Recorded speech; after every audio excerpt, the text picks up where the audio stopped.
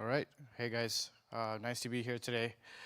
So my name is Sid Shekhar. I'm going to talk a little bit about the trends that we've been seeing in terms of DEX liquidity provisioning. So obviously, decentralized exchanges are such a big part of our industry today. A lot of crypto is driven by trading, and a lot of this trading on-chain happens on decentralized exchanges. And the lifeblood of these exchanges is liquidity providers, right? So really wanted to dig into the data a little bit. What kinds of liquidity provisioning behaviors are we seeing across DEXs, across these different ecosystems, and share some of these findings with you guys today. Yeah, first a bit about me. My name is Sid Shekhar. I currently lead the blockchain research team at Coinbase. Our main focus is understanding what happens in each of these different chains whenever Coinbase onboards a new chain, and also really diving into the data to understand what kind of users, what kind of behaviors, how people actually use these different chains, and how people use these applications on each of these chains, on each of these layer 2s. And part of this is to drive an understanding of how we can actually evolve crypto and move it forward. And we're actually actively hiring for our team at Coinbase right now. So if you want to chat, feel free to scan this QR code or just come talk to me after. But yeah, some of these findings and some of this research is from our team and from the data that we've been gathering. So yeah, just starting off, just a high-level overview in terms of the DEX landscape overall.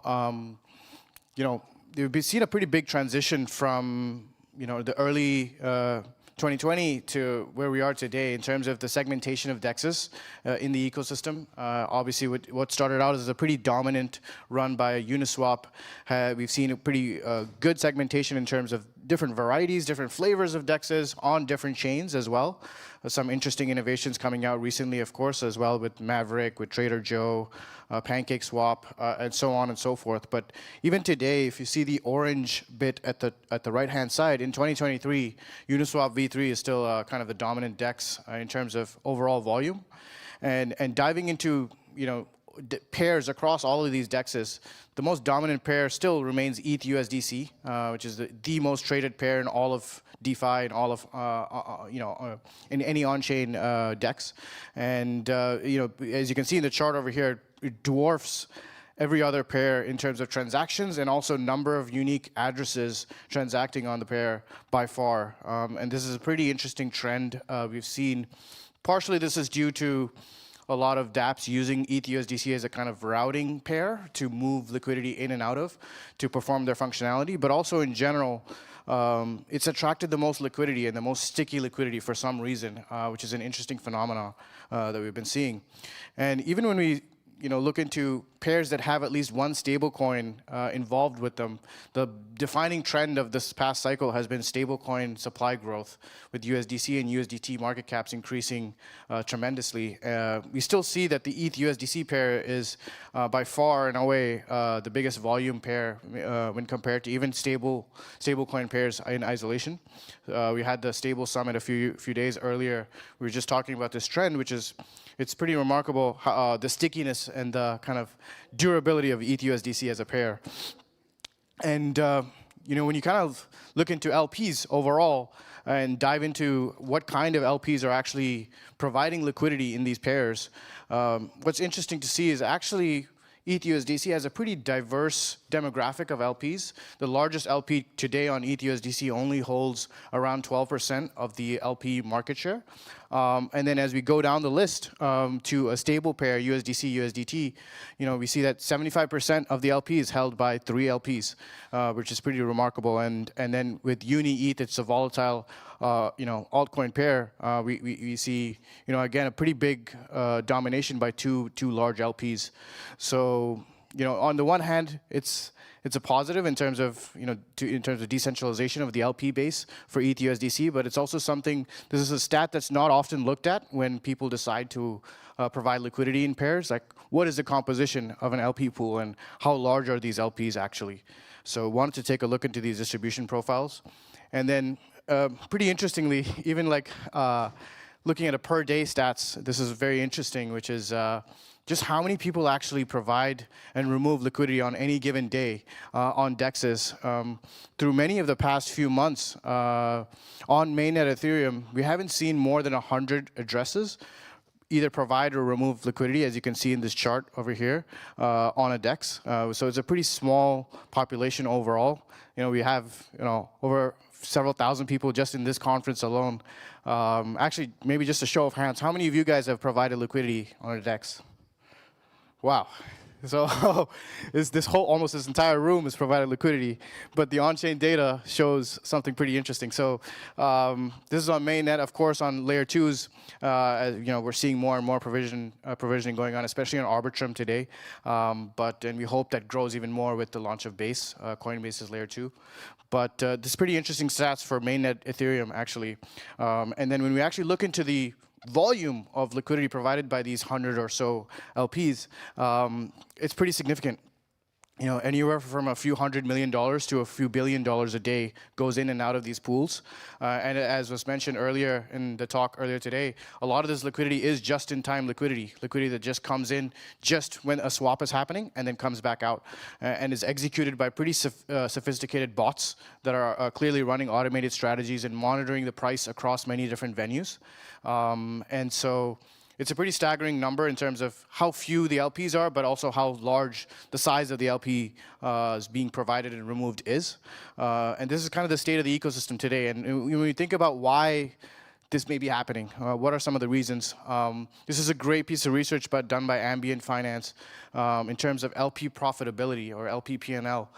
This is a pretty hotly debated metric, and there's many ways of measuring this, but just in terms of comparing to centralized exchanges, there's been an ongoing discussion in terms of toxic order flow, where when for a given pair, if price discovery happens on a centralized exchange, the LPs on a decentralized exchange who are providing passive liquidity essentially get arbitraged on their liquidity provision, where, say for example, on a Binance or a Coinbase, an asset may move first, and then a trader who wants to execute arbitrage may see a price difference between an LP pool on Uniswap and that on a centralized exchange, and then execute that trade as arbitrage.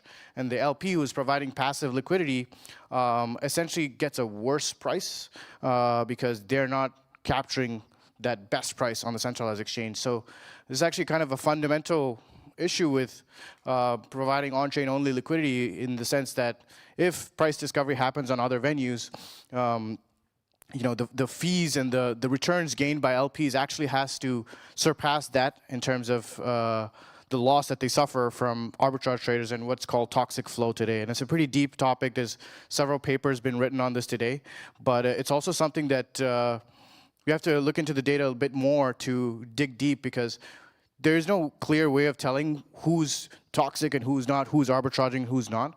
One way to say this, in terms of one interesting trend here, is smaller swaps are generally better for the LPs in terms of the pools. As you can see in the chart over here, compared to larger swaps, where large dislocations happen on liquidity pools, we often see this P&L chart, as you can see here, increase as trade size increases.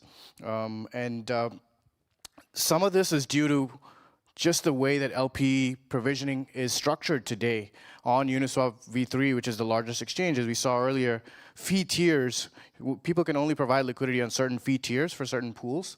And as you can see here, obviously the industry as a whole has evolved quite a bit to become generally a bit more efficient, and with fee tiers generally trending towards the more cheaper fee tiers.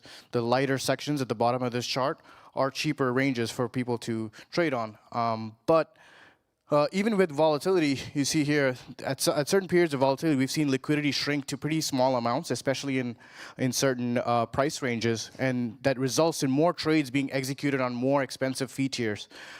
This leads to all sorts of domino effects in terms of arbitragers, in terms of LP profitability, and then also in terms of just a normal on-chain user who's trying to do a swap getting a good price on an asset. So a lot of domino effects just in terms of how LPs can express their fee tier preferences for different assets. So this is potentially one of the reasons why this kind of dislocation happens.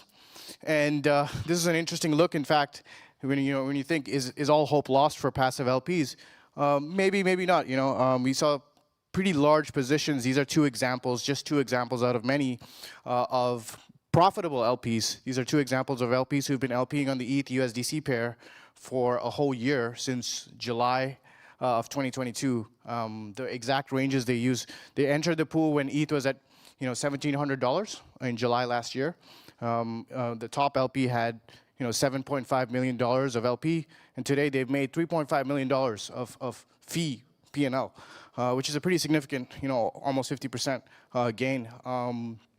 That would not have happened had they been in and out of the pool in terms of LPing. They just stayed in the pool with those same ranges throughout the whole year, and that's one case for passive liquidity potentially outperforming if the asset itself has some volatility but remains somewhat stable. So there's more research into this area as well in terms of optimal liquidity provisioning, but sometimes passive and longer time preferences can win. Yeah, so and then this is the big trend that we're obviously trying to focus on now, which is layer 2s, right? Coinbase is launching Base, there are layer 2 pretty soon, and it's open for developers now on mainnet, and more and more liquidity is moving to layer 2s now. Arbitrum, other layer 2s are gaining a lot of DEX volume, and this is really the metric to look at in terms of on-chain data. A lot of people look at TVL as a big metric, but actually TVL is a little bit of a flawed metric because when liquidity moves across different layers to layer 2s, one side of the liquidity is held on a bridge, and then another set of liquidity is minted on the other side. And so sometimes, a lot of times, TVL is kind of double counted, when in reality, the real metric to look at is how much liquidity is available to trade on a DEX. That's active liquidity. That's stuff that you can actually utilize on that given chain. So this is a big metric that we're trying to monitor in terms of just where the money is flowing and where users are flowing in terms of having their liquidity available to trade. And so these are high level. This is just an overview of the LP landscape today, and some key takeaways. For the average person, it's pretty hard to LP in general right now. I think this trend will only continue to grow. With more complexity, more fee tiers, more options, more chains. So we need kind of like simple ways for people to just provide liquidity like we used to have in the Uniswap V2 days. And it's pretty hard to do that.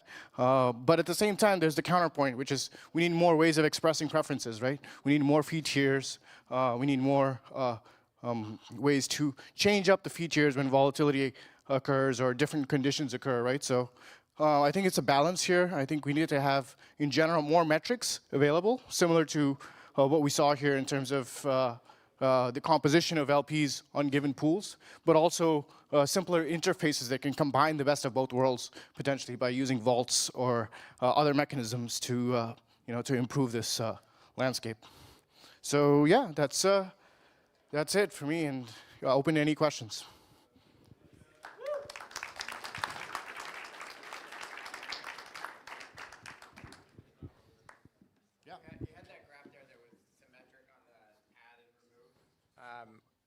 You had that graph that was symmetric on the add and remove. Is that exactly symmetric, or is that just a signifier that all liquidity was just-in-time liquidity over this period? Yeah, quite a lot of it was just-in-time liquidity. It's not exactly symmetric. There is some that overall liquidity has grown, but it's also cumulative across several different pairs. Mm-hmm. Okay. Great. Thanks. Thank you so much for the presentation. I was just wondering, because there's some interesting research going on recently on new metrics measuring performance of liquidity provisioners. Do you have a way of assessing what you have just said for active versus passive portfolio management strategies? So pointing, for example, at lever, the metric of active rebalancing of portfolios, and so on and so on. So is there a way of assessing this, given the data that you have? Yeah, so it's an emerging kind of science of assessing it. One way, it's a bit tricky in terms of forecasting, because you have to kind of forecast what the volatility of a given pair is going to be, and then also the chain or the network it's in, right? With gas fees, when you're getting in and out of positions and rebalancing, the gas fees are a big component. With more liquidity moving to layer 2s, this becomes less of an issue. Yeah, the other aspect I didn't actually mention here, a big portion of this also with variability is MEV. When large trades are executed, how much of the portion of the P&L is going to MEV bots that are existing on these. So there's a lot of factors in here, but happy to share a few papers, a few research that's in this direction. Thanks for the presentation. That's quite interesting. So I guess my question is around, we see that basically liquidity provisioning is becoming complicated. There are many factors to set, and like some people are going to be more profitable than others. So there is now skill involved. It's not like back in the day where there was one option for liquidity provision. So do you think we're going to see the emergence of are we going to recreate the asset manager from TradFi? Are we going to sort of have people or hedge funds and so on who are more skilled than others, and hence they will be sort of creating products that people invent rather than automating like we have tried to do with the first gen protocols? Yeah, I think so. I think the difference here is the strategies are on chain, so they're public and they're auditable, and you can see what's happening, right? Which is a big step up, which is what we're all here for. Crypto is transparent, right? So I think there've been some early efforts with this as well, with automated vaults and strategies, manager strategies. But there's also trade-offs there, because if the strategies are open and on chain, folks can front run them. Folks can see exactly what they're doing. So it's a constant race to profitability. Potentially there's a middle ground here where some of this competition happens off chain. Maybe a strategy runs off chain and then is executed on chain. But definitely seeing that's probably the trend forward. You know, we have all this complexity on the back end, but then the regular user is left out, right? If they can't participate in this ecosystem. So we need that middle ground. All right, thanks so much. Thank you